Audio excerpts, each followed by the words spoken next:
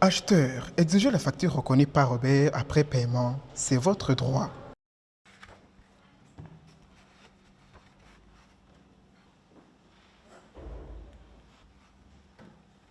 Ugiye kuraba ibijyanye n'inyandiko n'ibindi bintu biranga kahise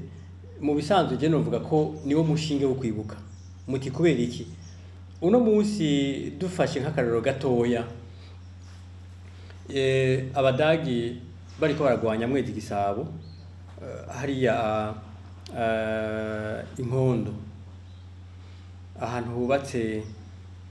rirya shirahamwe rihingura ifu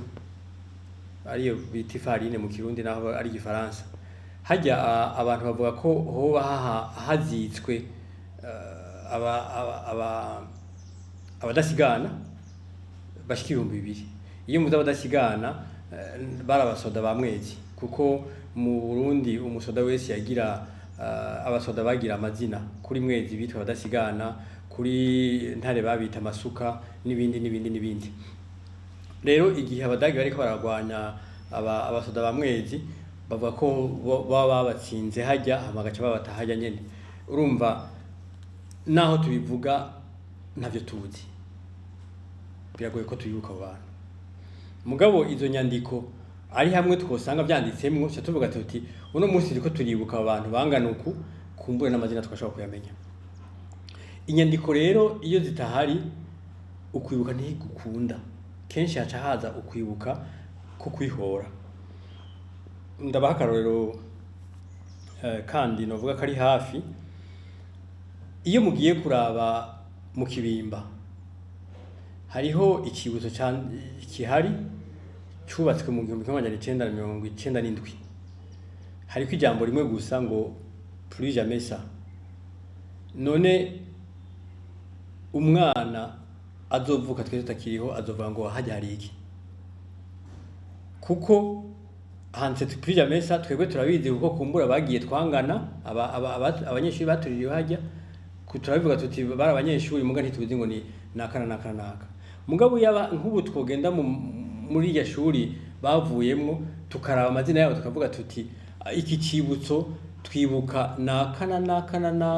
yari mu mwaka uyu n'uyu yaturiye iki gihe ni ukuvuga ko bica bidufasha kwibuka bikadufasha kwibuka mu kubaka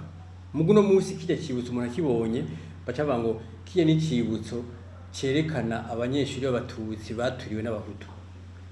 iyo wibutse gutyo uba uri gutegura ubundi bwicanyi naho rero navuze ko inyandiko zituma umuntu yibuka neza umushinge wo kwibuka abarundi bashavuye bababaye ni benshi cyane hanyuma nagomba bareke ko mu vyigwa nabonye uguhahamuka n'akabonge n'intuntu biraragwa jewe niba mfise akabonge niba mfise intuntu ndabiraga umwana kandi avyakira atazi ivyo yakiriye nawe azobiraga umwana rero uko azogenda turabiraga abadukomokako niko mu nyuma abadukomokako niyo bazoronka inguvu bagaca bumva bati bariya baratumaze bacha bihora mugabo kubitunganya je wanje kubera ivyigwa ndiko ndakora n'ivyo mbandanya nkora gutunganiza abarundi nagomba ndabizeze ko ari ibintu byoroshe ni ibintu byoroshe abarundi bapfa kwiyugurura bakavuga umwe wese agaca avuga icyo yifuza umwe wese akavuga icyo adashobora gukora abarundi bazaba batunganirijwe kuko hariyo n'abavuga bati jewe ndeka mvugire ku musozi nsemerere abe nabonye je nzoba nkize murumva ko ni ibintu bishoboka kandi novuga nti bishoboka abanyamahanga badufashije canke batadufashije. Acheteur, exigez la facture reconnue par Robert après paiement. C'est votre droit.